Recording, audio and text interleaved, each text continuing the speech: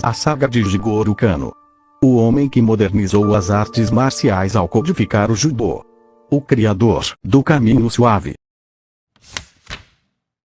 Outubro de 1860. Nos pés das montanhas de Hoku em frente à Baía de Osaka, na província de Mikaji, hoje parte da cidade de Kobe, nascia um menino que transformaria para sempre as artes marciais. Ele foi o caçula dos 5 filhos do casal Jirosaku e Sadako Kano, uma família abastada, conhecida e respeitada pela produção de sake. Embora tivesse nascido em uma família tradicional, Jigoro foi diretamente influenciado pelo início da era Meiji, que tirou o Japão do isolamento feudal. A mãe de Jigoro morreu quando ele tinha 9 anos, e então seu pai decidiu se mudar com a família para Tóquio. Rapidamente ele se transformou em um bem-sucedido empresário do ramo de importação. Convicto de que a integração com o Ocidente era o caminho do futuro, o pai de Jigoro desde cedo pôs o filho em contato com a cultura do outro lado do mundo. Jigoro foi educado nas primeiras escolas bilíngues do Japão. Mas sua origem nobre era motivo de inveja dos colegas mais velhos, que constantemente o agrediam e se aproveitavam da vantagem de serem maiores para caçoar do garoto franzino. As agressões na escola atiçaram a curiosidade do jovem Jigoro quando ele ouviu falar de Jujutsu. Um antigo samurai, que havia sido um dos membros da guarda do shogunato, contou a Jigoro sobre uma arte que permitiria a um homem vencer um oponente mais forte.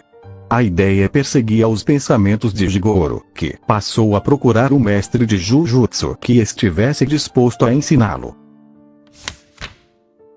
A busca não foi fácil. Com o fim da era dos samurais, passou a prevalecer na sociedade japonesa um certo desprezo pelas artes marciais, consideradas ultrapassadas. Jigoro, porém, era persistente. Ele sabia que muitos dos antigos mestres haviam se tornado massagistas particulares. Em uma clínica de massagem, o sonhador encontrou seu primeiro mestre Ashinosuke Fukuda. O treinamento era pesado, mas o jovem estava disposto a aprender. O pensamento extremamente científico de Jigoro funcionava como um atalho para dissecar cada técnica aprendida. A exata posição das mãos e pés, o ângulo de entrada correto, a distribuição do próprio peso, etc. Mas o método do mestre Fukuda tinha características opostas a esse comportamento tranquilo e detalhista.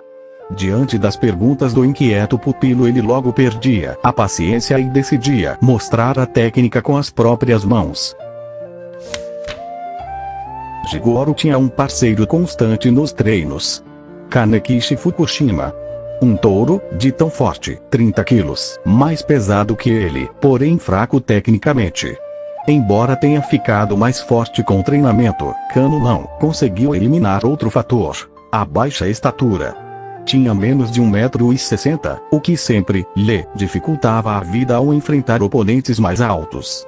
A mente inquieta de Jigoro foi em busca de respostas que a sua compleição não lhe proporcionava. Ele passou a frequentar uma biblioteca para estudar manuais de anatomia e livros de luta livre trazidos do Ocidente. Foi por meio dos livros e de sua mente criativa que Jigoro inventou um dos primeiros movimentos do judô, o kata aguruma. Com um movimento de rotação dos ombros, ele intuía ser capaz de derrubar o gigante Fukushima. Funcionou. O impacto da queda do lutador de quase 100 quilos fez com que as paredes do dojo tremessem. O baixinho Jigoro tornou-se o principal discípulo do mestre Fukuda. Depois da morte do sensei, em 1879, a esposa dele deu a Jigoro os pergaminhos com todas as instruções e os segredos da técnica do marido. O presente despertou ainda mais a curiosidade de Jigoro, à época com apenas 19 anos. Ele passou a bater, de porta em porta, de dojo em dojo, em busca dos segredos de cada escola. Os mestres do passado deixaram instruções sobre a forma ideal de vencer. ¿Qué tipo de conselho? Eles legaram sobre a forma correta de treinar. Jigoro reuniu quase uma centena de pergaminhos, não apenas sobre Jujutsu, mas também sobre luta de espadas, tiro com arco, hipismo, sumo, e diversas outras artes marciais. Ou seja, o judô não foi uma invenção de Jigoro, mas sim a destilação do conhecimento já existente. Um de seus escritos era constantemente usado por Jigoro para explicar o segredo de sua técnica. Era a história de duas árvores, um salgueiro e um pinheiro, sob uma forte nevasca. Enquanto os galhos do pinheiro permaneciam rígidos, os do salgueiro iam cedendo conforme a neve se acumulava sob eles. Por fim, os galhos do pinheiro não resistiam ao peso da neve e se partiam. O salgueiro dobrava-se conforme a carga aumentava. Derretida a neve, os galhos voltavam à forma original. Jigoro descobriu, maravilhado, que para vencer a força bruta não se pode responder com intensidade maior ou igual, é preciso compensá-la. Se meu oponente puxa, eu empurro, se ele empurra, eu puxo. A esse princípio de compensação, Jigoro deu o nome de Judô, o caminho suave, em japonês. Sua filosofia de luta baseava-se em dois conceitos básicos: Seiryoku Zendo, esforço concentrado, máxima eficiência, e Jita Kyoei, benefício e bem-estar mútuos. Ansioso por compartilhar os conhecimentos adquiridos, Jigoro abriu, em junho de 1882, o Nihon Den Kodokan Judô, Instituto para a Transmissão do Judô Japonês, conhecido internacionalmente como Kodokan. O local tornou-se o berço do esporte no mundo.